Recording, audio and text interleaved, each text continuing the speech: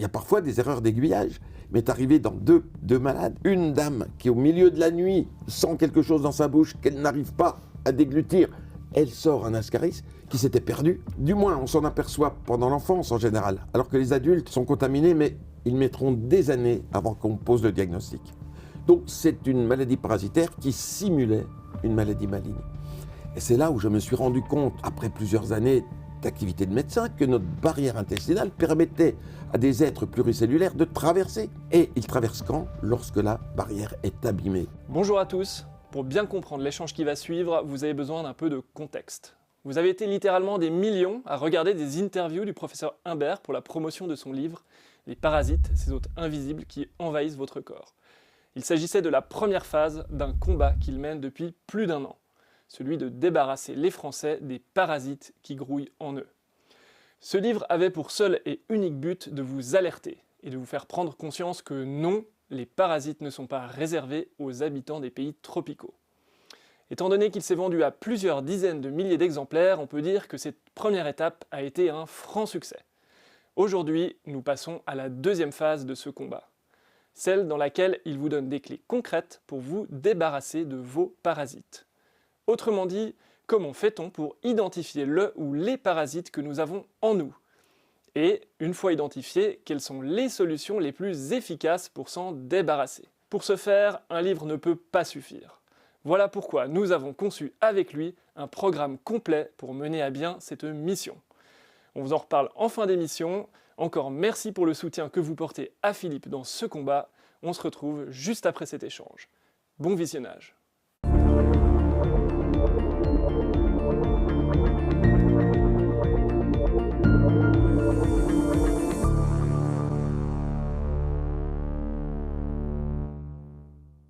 Bonjour tout le monde, j'ai envie de vous dire enfin on y est, enfin on va vivre ensemble cette soirée consacrée aux parasites.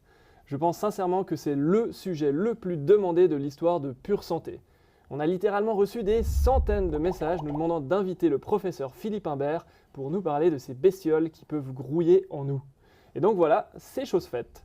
Et puis, il faut le dire, Philippe, il est un peu à la maison ici, on travaille ensemble depuis longtemps et c'est toujours un plaisir de le retrouver. Mais avant de commencer cet échange qui s'annonce passionnant, la France a découvert un chiffre à la fois surprenant, vertigineux, mais surtout inquiétant.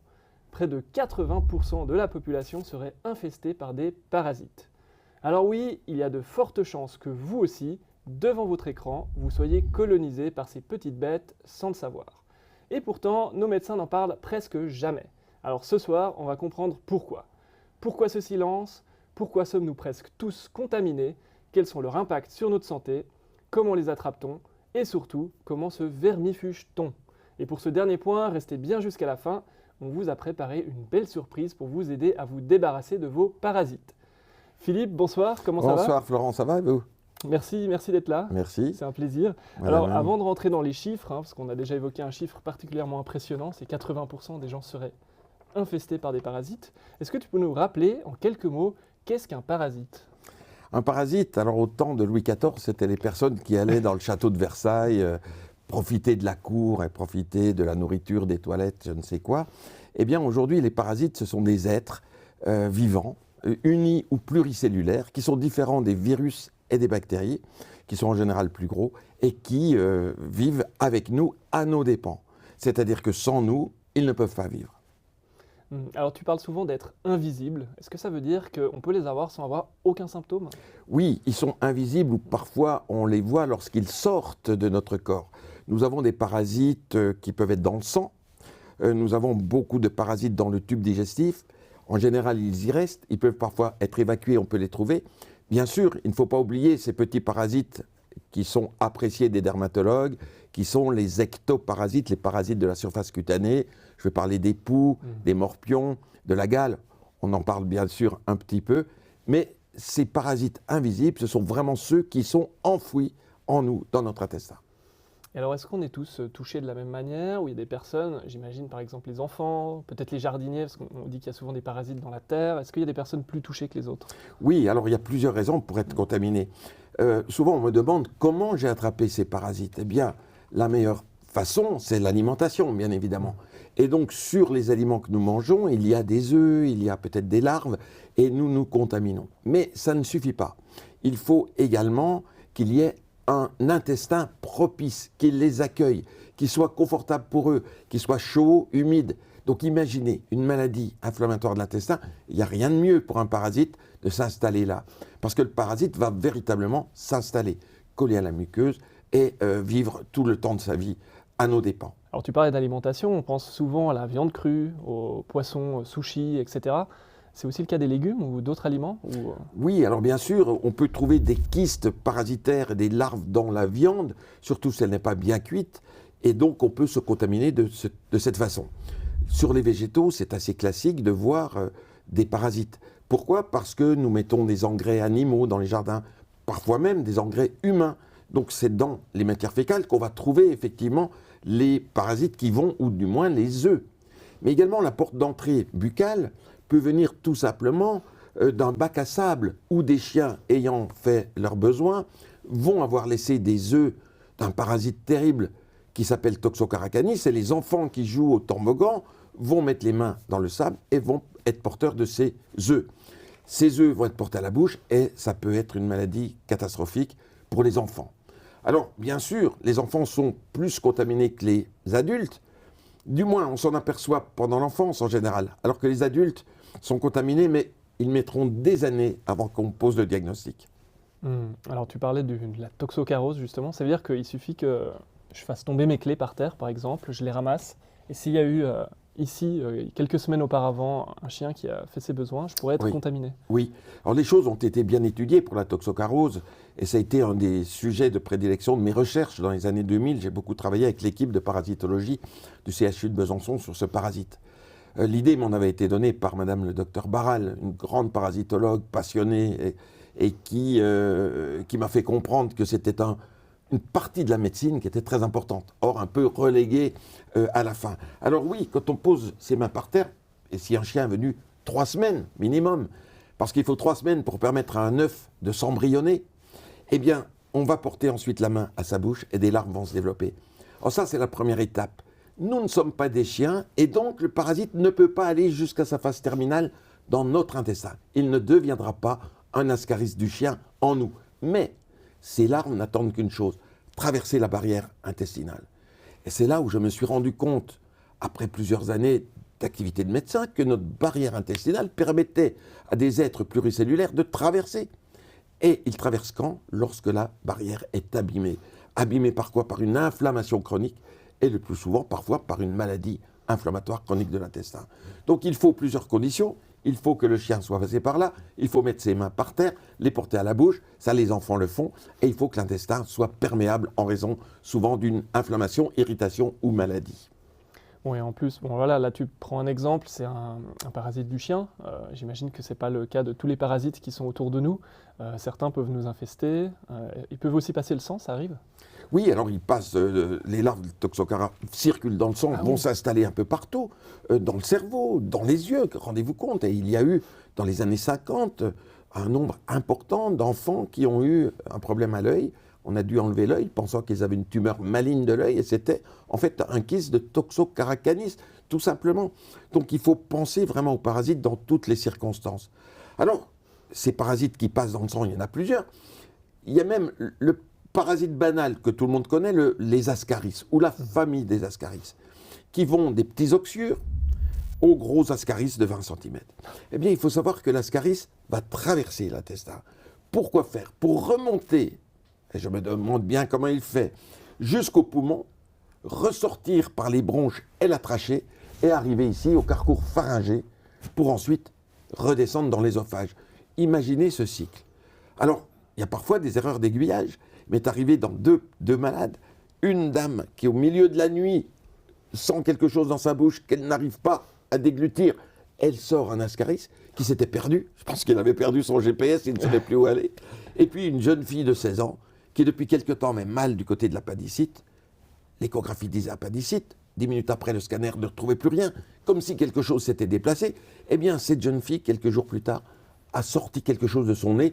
Là encore, le cycle de l'ascaris avait fait monter celui-ci jusque dans les fosses nasales et il s'était égaré là. Donc, c'est très curieux ce qui se passe en nous sans que nous le sachions. En revanche, si nous sommes attentifs, vous êtes médecin, vous voyez un enfant ou même un adulte qui va avoir une toux sèche. Il a un tableau de pneumonie. Les antibiotiques ne marchent pas. Ça fait 8 jours qu'il est sur antibiotiques, il ne va toujours pas bien. La radiographie ne met pas en évidence un foyer bactérien, mais quelque chose de diffus. Il faut penser aux parasites. Ça, c'est la pneumopathie des parasites qui sont passés par là. Et donc là, il y a des moyens, bien sûr, de les suspecter. Ah, c'est incroyable. Donc les parasites peuvent provoquer des pneumopathies. Et oui, des pneumopathies, ça c'est assez fréquent. Et quand la personne vient avec tout son dossier médical, ou alors même avec le carnet de santé, et que l'on voit épisode de diarrhée, épisode de démangeaison, urticaire, puis quelques temps après, pneumopathie, antibiotiques inefficaces, etc., puis ensuite guérison, il est clair que c'est une histoire de parasites. Alors là, tu évoques beaucoup de symptômes, justement. Quels sont les symptômes les plus courants d'une infestation chronique de parasites? Alors, une infestation chronique par des ascaris, d'ascaridés, c'est bien sûr les démangeaisons. Maître symptôme, en dermatologie, ça gratte. La peau peut gratter sans lésion, c'est-à-dire la peau est tout à fait normale et je ressens des sensations. Donc ça, c'est fréquemment le cas. On se gratte l'épaule, le cuir chevelu, les oreilles. Et puis parfois, il y a une petite dermatose. Les patients viennent, docteur, j'ai un psoriasis du cuir chevelu. Non, ce n'est pas un psoriasis, c'est un eczéma. Ce sont des plaques croûteuses, squameuses, qui démangent. Ça démange dans les oreilles. Et puis, on va questionner, est-ce que ça démange ailleurs? Et où est-ce que ça démange préférentiellement? Dans la culotte, j'allais dire, autour des organes génitaux et au niveau de l'anus. Lorsque vous avez ces symptômes, vous êtes sûr que c'est une maladie parasitaire. Mais parfois, le prurite, il est localisé sur un bras, sur une jambe. Beaucoup se grattent les mollets par réflexe, alors qu'ils ont une démangeaison due à des parasites. Alors tu parlais de faux psoriasis, et je crois qu'il y a aussi des fausses mycoses, des fausses cystites et même des faux cancers qui sont faussement attribués au cancer alors que c'est des parasites en fait. Oui, je pense que c'est quelque chose que j'ai apporté. Non pas que j'ai inventé cela ou que je l'ai découvert par moi-même, mais j'ai ressorti de la littérature certaines informations. Quoique, concernant les fameuses cystites, les femmes font souvent des cystites. Elles n'en parlent pas aux hommes, d'ailleurs, j'ai découvert ça par la médecine. Oui, tous les mois, tous les 2 mois, j'ai une infection urinaire. Montrez-moi les examens. Quand on regarde les examens, il n'y a rien d'une infection urinaire. Soit il n'y a pas de microbes, soit il y a 3 microbes. Une infection urinaire, c'est qu'un seul microbe. Soit il n'y a pas de globules blancs. Donc c'est une fausse infection urinaire. Et un jour, une malade m'a dit « Ah oui, docteur, je pense que c'est une infection blanche. » J'ai beaucoup aimé le qualificatif. Et puis, là, ça m'a mis la puce à l'oreille. Et puis en même temps, 1 ou 2 personnes m'ont dit « Je fais des mycoses vaginales. » Et la mycose, c'est décrit, c'est des plaques rouges, avec comme du lait caillé dessus et des pustules. C'est pas du tout ça qu'elle a, la dame. Ça gratte et il y a des écoulements. Donc c'est pas une mycose. Donc elle parle d'infection urinaire, ce n'est pas ça. De mycose, ce n'est pas ça, c'est une fausse infection, une fausse mycose. Eh bien, là, grâce à mes recherches et l'analyse des dossiers de ces personnes, j'ai trouvé qu'elles avaient des signes d'une maladie parasitaire sur les prises de sang d'il y a 1 an, 2 ans ou 10 ans derrière. Et donc maintenant, on peut conclure à 90% des cas que quand une femme a ces symptômes, c'est parce qu'elle a des parasites. Et alors, tu as même des cas où on pense à un cancer et en fait c'est un parasite, c'est ça? Oui, alors il y a eu plusieurs cas et je les ai vécus moi-même, c'est pourquoi je ne les sors pas de la littérature. C'est le cas d'une personne qui a tout dans le lymphome malin. Le lymphome, c'est une maladie maligne des ganglions. Donc il y a des ganglions partout, autour du cou, sous les bras, au niveau des plis inguinaux. Et de surcroît, la personne est rouge des pieds à la tête, donc c'est une maladie qu'on appelle maladie de Sézary, un lymphome de Sézary, qui a des marqueurs biologiques. Eh bien, les marqueurs du lymphome sont bien reconnus. Mais quand on y repense, ce sont aussi les mêmes marqueurs pour une maladie parasitaire, la fameuse toxocarose. Eh bien, c'est parce que, en questionnant cette personne, on doit toujours s'intéresser à son environnement. Que faites-vous le week-end, etc. Je suis chasseur. Ah bon? Vous avez des chiens? Oui, j'ai des chiens. Je me dis, bon sang, ce nombre de globules blancs augmentés pourrait être dû à un parasite toxocara. On le cherche, on le trouve. On traite avant de se lancer dans la chimiothérapie, qui était inéluctable. Le monsieur partait pour une chimiothérapie de lymphome malin. Et il guérit de cette maladie, les ganglions disparaissent. Donc c'est une maladie parasitaire qui simulait une maladie maligne. Puis un autre cas très inquiétant, il y a des cas décrits comme cela, une dame qui revient de Paris avec le diagnostic de cancer du foie. Il y a de quoi être paniqué. Et puis il y avait des choses étranges dans les prises de sang et qui m'ont fait dire non, je ne pense pas que ça soit un cancer du foie. Et je demande des avis à des collègues spécialisés dans le foie, un chirurgien, une hépatologue. Et tous les deux me rappellent aussitôt, non, c'est une maladie parasitaire. et laquelle vous découvrirez cela. Et comment cette dame a-t-elle attrapé cette maladie parasitaire qui a fait qu'on a cru qu'elle avait un cancer. Ouais, c'est incroyable, en fait, C'est le incroyable. nombre de symptômes est énorme. C'est énorme. Donc il faut y penser. Ils sont tellement Hmm. nombreux que, je ne sais pas, un livre n'y suffirait pas. Il peut y avoir des symptômes aussi psychiques ou psychologiques? Ah oui, ça c'est incroyable. La dépression parfois est Ah oui. à elle seule due à des parasites. Incroyable. On ne trouve pas de raison, il n'y a pas de... Et on traite les parasites, la dépression disparaît. Il y a beaucoup de choses, il y a des brouillards mentaux. Je suis dans un brouillard mental, je suis confus, je n'arrive pas à réfléchir, j'ai perdu la mémoire. On traite les parasites souvent par hasard, parce que les personnes en entendent parler et vont se traiter souvent en allant voir le pharmacien et ils guérissent de ce brouillard mental. Alors quand vous êtes médecin, vous faites le diagnostic, c'est plus satisfaisant, bien entendu, puisque vous allez traiter aussi les autres pathologies associées. Mais il y a même des maladies neurologiques organiques, en dehors des maladies psychiques, qui sont dues aux parasites, des syndromes, on va dire, neurologiques périphériques, des neuropathies. Et puis également, quelque chose de très intéressant, les rhumatologues connaissent ça, des rhumatismes dus à des parasites. Vous connaissez le rhumatisme articulaire aigu qui est dû à la bactérie, streptocoque qui est dans les amygdales. Eh bien, un parasite dans le corps peut donner un rhumatisme inflammatoire à des gros genoux, des gros coudes, des doigts douloureux. Rhumatisme de Giroud, tel est le terme qui est consacré en France. Alors je reviens un instant sur ce chiffre que j'ai donné en introduction. 80% des gens seraient parasités, souvent sans le savoir même. Comment ça se fait que finalement le monde médical en parle aussi peu?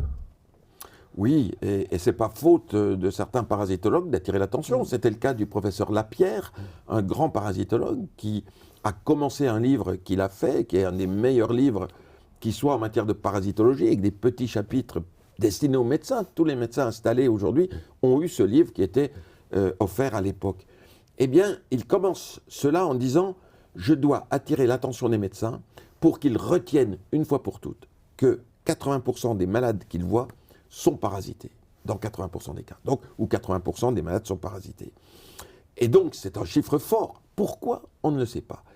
Eh bien, nous vivons dans une société hygiéniste, nous l'avons tous remarqué. C'est-à-dire que tout est aseptisé, on pense que la viande est contrôlée, que tout est suivi. Il y a des services vétérinaires, il y a des services administratifs de très haute compétence, mais il faut savoir qu'on ne peut pas tout vérifier, bien évidemment. Et qu'il peut y avoir des moments, des passages où on puisse laisser passer des parasites. Donc, pensez aux parasites, ils sont plus malins que nous et ils peuvent se nicher quelque part sans qu'on les ait vus. Et puis, il y a une autre chose qui est vraiment dommageable, c'est que petit à petit, l'enseignement de la parasitologie a diminué dans les études médicales. On s'est aperçu que ces 20 dernières années, le contenu du programme de parasitologie, en général, je ne sais pas ce qu'il en est dans la faculté des uns et des autres, mais a diminué de 30%. Donc rendez-vous compte, 30%, c'est énorme en termes de connaissances. Donc la parasitologie est une discipline parent pauvre. Elle est enseignée en 3e année la plupart du temps, avec la bactériologie, la virologie et la parasitologie. Ce sont des disciplines un peu difficiles, la bactério, il y a tellement de bactéries. Puis on nous demande d'apprendre tellement de choses sur leur forme, leur membrane, leur contenu, leur ARN, etc. Eh bien, la parasitologie s'inscrit après de longues heures de bactério et de viraux, et le médecin il est un peu fatigué, ou l'étudiant en médecine est fatigué, et il ne va pas beaucoup écouter. Et malheureusement, on a parfois des médecins qui n'ont jamais entendu parler de parasites avant de s'installer. Ils vont l'apprendre petit à petit parce que le médecin s'informe tout le temps. Mais c'est une raison. On retrouve d'ailleurs des gens qui s'y connaissent un peu, souvent dans les médecines spécialisées dans les maladies exotiques. Oui. Et on a souvent cette idée reçue que finalement les parasites, c'est quelque chose qu'on attrape à l'étranger, en Afrique, en Asie, etc. Là, tu es en train de nous dire finalement que c'est complètement faux et qu'ici, chez nous, Oui. on peut se faire contaminer très facilement aussi. Il faut rappeler une histoire qui est quand même assez frappante. Il y a eu la guerre du Vietnam, l'Indochine. Les jeunes soldats partaient là-bas. Bien sûr, ils marchaient les pieds dans l'eau, dans les rizières, etc. Ils ont attrapé des parasites, et notamment des anguillules. Ils sont rentrés, pour ceux qui sont rentrés, en bonne santé, mais 60 ans plus tard, à 80 ans, ces personnes tombent malades. Frissons, démangeaisons terribles, des troubles, des prises de sang énormes. Si vous ne pensez pas que ce monsieur de 80 ans a réveillé des parasites qu'il avait en lui depuis son âge de 20 ans, vous allez passer à côté du diagnostic d'anguillulose. Une anguillule, Ce sont des larves qui circulent dans le sang à partir du tube digestif et qui peuvent vous faire mourir. Donc il faut l'évoquer à titre systématique et parfois même traiter de façon systématique sans attendre les preuves bactériologiques, ou du moins sérologiques plus exactement. C'est incroyable, non seulement ils sont partout, on peut les attraper même si on se lave les mains, même si on nettoie notre alimentation. Et donc, même en métropole, on attrape ça. Regardez, notre toxocarose, c'est notre anguillule locale. Les parasites, il y en a tellement, il y a les protozoaires, les giardiases, les blastocystis. Qui n'a pas vu dans une analyse de sel, par exemple, blastocystis, dianthomeba? Mais souvent, on n'y fait pas attention, on dit oh non, c'est un petit parasite qui n'est pas gênant. Mais si, il signe déjà que ce n'est pas normal de le voir. Et souvent, ces petits parasites-là, qu'on voit très souvent, indiquent qu'il y a des parasites plus haut situés dans l'intestin grêle et qui, là, sont tapis et ne font pas parler d'eux. Les helminthes, les fameux helminthes. Alors, tu parles justement d'analyse des sels. Il y a une idée reçue aussi par rapport à ça. On entend beaucoup de gens qui disent « j'ai fait des analyses des sels et puis c'était négatif, donc j'ai pas de parasites ». Qu'est-ce que tu réponds à ça? Alors en médecine, c'est une des choses que j'ai apprises au début. C'est pas parce qu'un examen est normal qu'il n'y a pas, qu'il n'y a rien. Vous faites une scintigraphie chez un malade qui a une maladie de Parkinson, par exemple, la scintigraphie est normale et pourtant le patient a une vraie maladie de Parkinson, ça ne s'invente pas. Eh bien, on peut avoir des examens biologiques tout à fait normaux et avoir la maladie. Et quand on cherche des parasites, on les cherche où? Dans les selles. Parce qu'on a cru que c'était un bon endroit pour les chercher, mais ce n'est pas dans les selles, c'est dans l'intestin qu'on devrait les chercher. Et dans l'intestin, sur la paroi. Donc dans les selles, on trouve exceptionnellement des parasites. Et puis, vous imaginez, s'il y a des parasites par-ci, par-là, il faudrait vraiment regarder des quantités importantes de sel, avoir l'œil bien exercé du parasitologue, et puis avoir de la patience pour essayer de trouver quelque chose. Des œufs, c'est tout petit, etc. Donc, le plus souvent, on ne trouve pas, par l'examen classique. Ce qui est bien que les médecins, notamment allemands, ont dit, si vous avez tous les signes qui laissent penser qu'il y a une parasitose, par exemple une urticaire, l'urticaire qui survient comme cela, est due à des parasites dans 80% des cas. Eh bien, ne vous embêtez pas, s'il n'y a pas de contre-indication, vous traitez. Et vous avez toutes les chances de guérir aussitôt l'urticaire. Donc les examens sont souvent normaux. Alors, aujourd'hui, on tend de plus en plus à faire des techniques un peu plus modernes. Vous avez peut-être entendu parler de la PCR. On va aller regarder l'ADN, ou du moins le noyau de ces parasites. Mais là encore, les techniques ne sont pas encore totalement avancées pour nous permettre de dire s'il n'y a rien, c'est qu'il n'y a rien. On ne peut pas encore dire. Il faut faire très attention aux résultats d'analyse et toujours les croiser avec les signes cliniques, c'est ça? Avec les signes cliniques et avec d'autres résultats. Parce que si la parasitologie des selles est négative, ce qui est souvent le cas, on a en revanche sur des prises de sang, non pas immédiates, mais d'il y a 5 ans ou d'il y a 10 ans, une augmentation des globules blancs éosinophiles. Puis sur des prises de sang plus récentes, une hypergamma-globulinémie dans un des examens qu'on appelle l'électrophorèse. Donc, en croisant tout cela, on sait ce qu'il y a. Merci, on voit que c'est assez complexe finalement de les retrouver, ces hôtes invisibles. Et qu'est-ce que tu penses aussi des approches plus naturelles? Parce qu'on sait que nos grands-mamans vermifugeaient leurs enfants depuis des générations et des générations, par exemple en donnant de l'ail. Qu'est-ce que tu penses de ces approches un peu traditionnelles? Oui, alors, je dois dire que je découvre petit à petit un nouveau champ d'approche thérapeutique des maladies. D'ailleurs, probablement que les naturopathes connaissent parfois mieux les parasites que certains médecins. Pourquoi? Parce qu'on leur enseigne et on leur parle de l'environnement. Et ils connaissent la physiologie, enfin la vie des chiens, des animaux, comment on peut attraper telle ou telle maladie. Et donc ils sont au courant, ils ont réfléchi, ils ne sont pas médecins, ils n'ont pas de médicaments à leur disposition. Mais l'empirisme, les écrits anciens ont permis de montrer qu'en effet, certains végétaux, certains aliments vont avoir des propriétés. Vous avez cité l'ail, et en effet, la famille de l'ail, l'oignon, l'échalote, etc., ont d'importantes propriétés antiparasitaires. J'ai également appris, en lisant, en me documentant, que la courge pouvait être intéressante, que les choux de Bruxelles, brocolis et d'autres, les clous de girofle, certaines huiles, notamment de coco et d'autres. Donc, il y a des moyens, au moins de préserver, d'éviter qu'on ne soit envahi, qu'on ne soit parasité, et peut-être même traiter soi-même au moyen de ces produits tout à fait simples à avoir chez soi.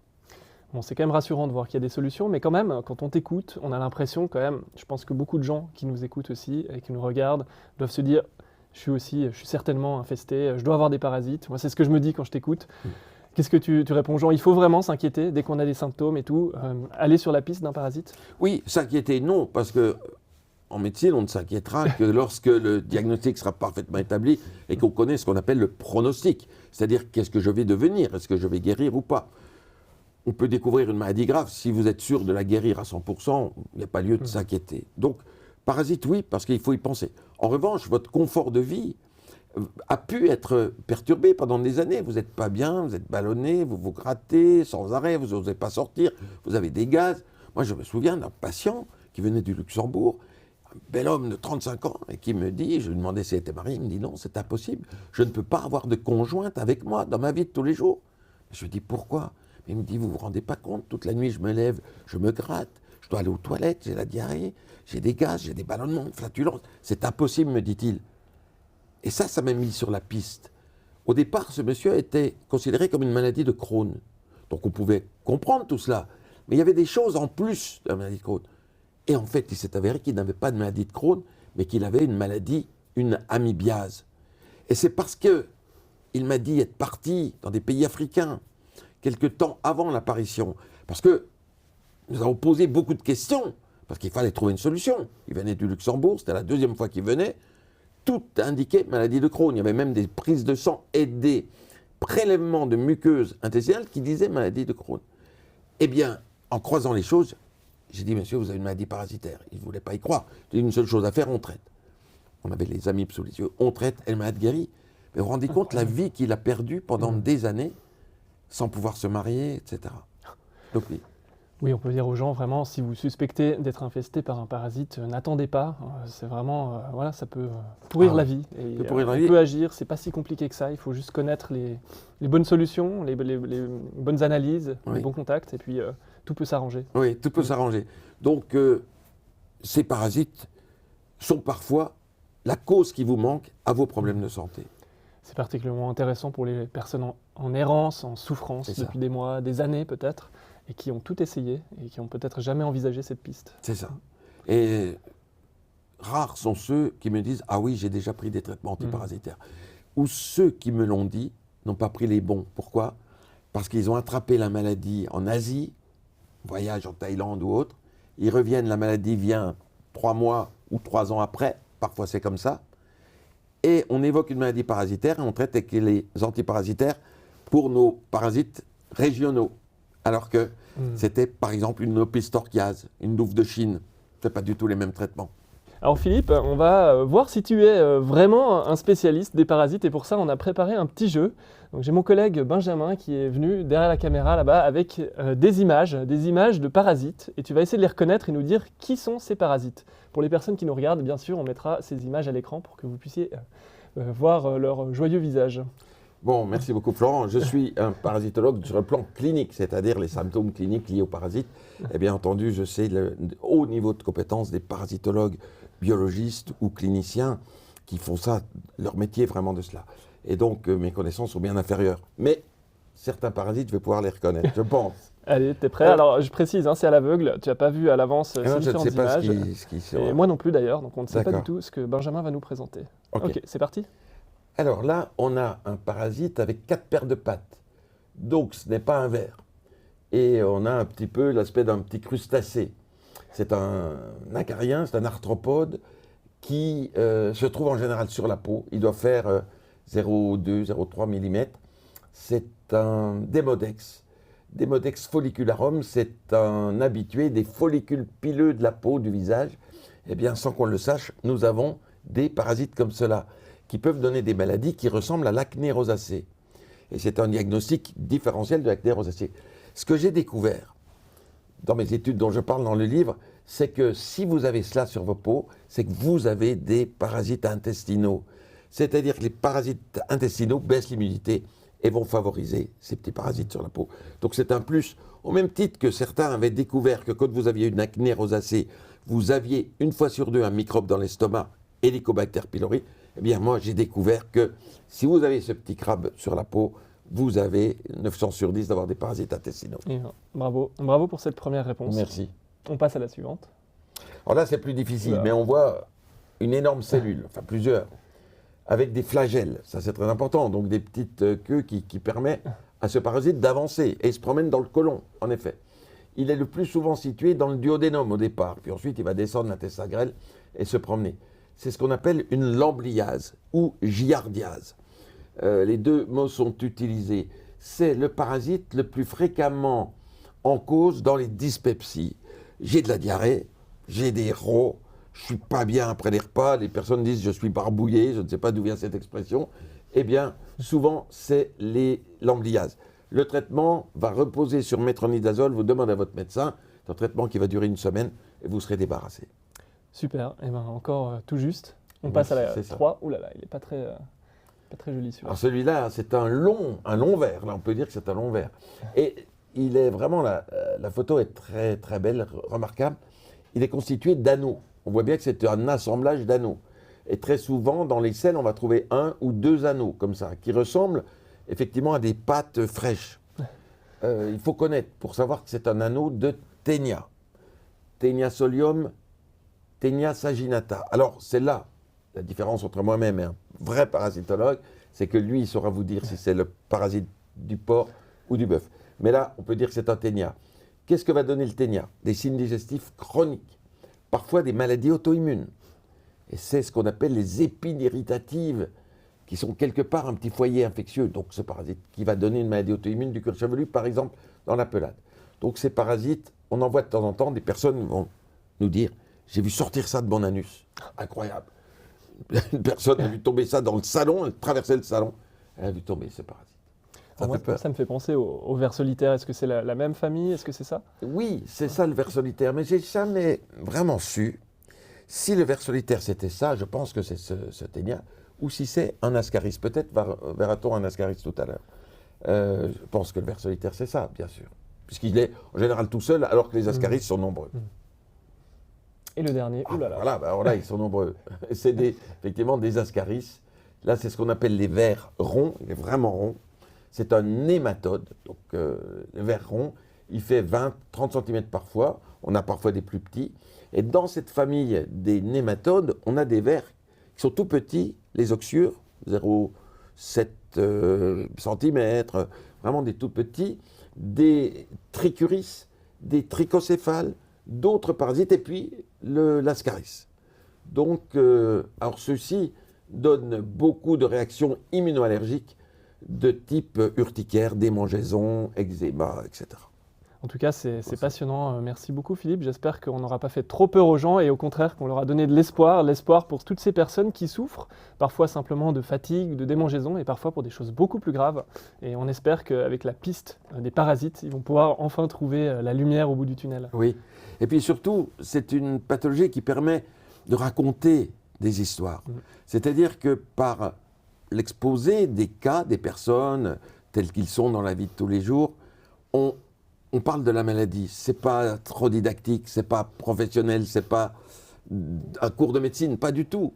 C'est vraiment la vie de tous les jours. Vous allez vous y retrouver, voir ce que tel ou tel ami a vécu, et vous allez comprendre ce qui s'est passé et pourquoi il a développé une maladie parasitaire. C'est surtout cela. Et puis c'est tellement varié, tellement vaste que une discussion de 30 minutes comme maintenant ne suffit pas, bien entendu. Bien sûr, effectivement. Merci beaucoup, Philippe. Merci aussi pour toutes les histoires et les anecdotes que tu as partagées. Merci beaucoup. Merci. Merci à tous d'avoir suivi cet échange. Alors, vous l'avez entendu, de la bouche du professeur Imbert, un nombre effrayant de médecins n'évoquent jamais la piste parasitaire à leurs patients. Et je pense que vous pouvez vous-même le confirmer, votre médecin ne vous en a sûrement jamais parlé. Ce qui signifie que vos maux de ventre, problèmes pulmonaires, démangeaisons, dépression, pellicule, ballonnement, migraine ou encore insomnie ne pourront pas disparaître s'ils sont dus à des parasites. Pour le professeur Imbert, c'est impensable de vous laisser vivre ainsi, surtout quand on sait que 8 Français sur 10 sont parasités. Et qu'il n'est pas compliqué de se débarrasser de ces petites bêtes quand on sait comment s'y prendre. Voilà pourquoi nous avons bloqué 2 jours entiers pour filmer 22 vidéos dans lesquelles le professeur Imbert vous explique tout. C'est la fameuse deuxième partie de son combat dont je vous parlais en introduction. Son livre alertait, ce programme vidéo, lui, vous apprend à vous débarrasser de ces bestioles. Et pour vous faciliter la vie, on a décidé de les classer en 3 blocs distincts. On identifie, on élimine, on protège. En clair, le premier bloc a pour objectif de vous aider à identifier si vos symptômes sont dus ou non à des parasites. L'idée est simple, un symptôme, une vidéo. Le professeur Imbert vous explique précisément les signes à reconnaître pour savoir si les parasites en sont la cause. Et évidemment, à chaque fois, il vous dit quel parasite est lié à quel symptôme afin de vous aider à mettre en place un plan d'action précis pour vous aider à vous en débarrasser efficacement. Et ça, justement, ça se passe dans le bloc 2 de ce programme, celui dans lequel on passe à l'action. Dans les vidéos de ce bloc, le professeur Imbert vous dévoile toutes les solutions validées par la science et la médecine pour vous débarrasser une bonne fois pour toutes de vos parasites. Vous saurez ainsi quoi prendre en fonction de quel parasite et surtout quand et comment le prendre. Et parfois, inutile de parler médicaments, car vous verrez que la simple prise de vitamines comme la B12 ou d'autres que je vous laisse le plaisir de découvrir par vous-même sont de vrais poisons pour ces nuisibles. Bref, on parle ici d'une véritable notice à suivre pas à pas. Et vous verrez que dans certains cas, un symptôme que vous traînez depuis plus de 20 ans peut s'éliminer en seulement 4 jours s'il est dû à des parasites. Enfin, le dernier bloc de ce programme sera dédié aux bonnes habitudes à prendre pour éviter d'être parasité. Le professeur Imbert vous donne ici des conseils simples pour conserver vos aliments à l'abri de ces bestioles ou encore comment les nettoyer pour éviter toute contamination. Mais ce n'est pas tout, ce bloc contient aussi des astuces naturelles que vous pouvez mettre en place immédiatement pour aider à renforcer votre paroi intestinale et ainsi empêcher les parasites de s'y sentir comme chez eux. Parce que oui, l'ail, l'échalote, tout ça on connaît. Nos grands-mamans les utilisaient à l'époque pour vermifuger les enfants plusieurs fois par an. Mais il y a bien plus efficace. Le professeur Imbert vous donnera ainsi la liste des aliments que nous avons tous dans nos placards et qui peuvent créer un véritable bouclier antiparasite naturel. L'objectif, aider votre organisme à devenir résistant face aux parasites. Et pour le coup, il n'y a rien de plus simple. Il vous suffit de savoir comment préparer ces aliments et comment les consommer dans la journée. Bref, ce programme, c'est ce qu'il y a de plus efficace dans le paysage francophone pour vous débarrasser de ces petites bestioles qui peuvent grouiller en vous. Et vous savez pourquoi ? Parce que c'est le seul, et surtout parce qu'il est dispensé par le porte-parole de la parasitologie en France, le professeur Philippe Imbert. Ah, et j'oubliais, avec ce programme, on vous offre le livre Les Parasites, ces hôtes invisibles qui envahissent notre corps, au format papier. Mais pour ça, dépêchez-vous, il s'agit d'une offre de lancement. Je vous laisse regarder le détail de cette offre sous cette vidéo. Merci de nous avoir suivis et très bonne soirée à vous.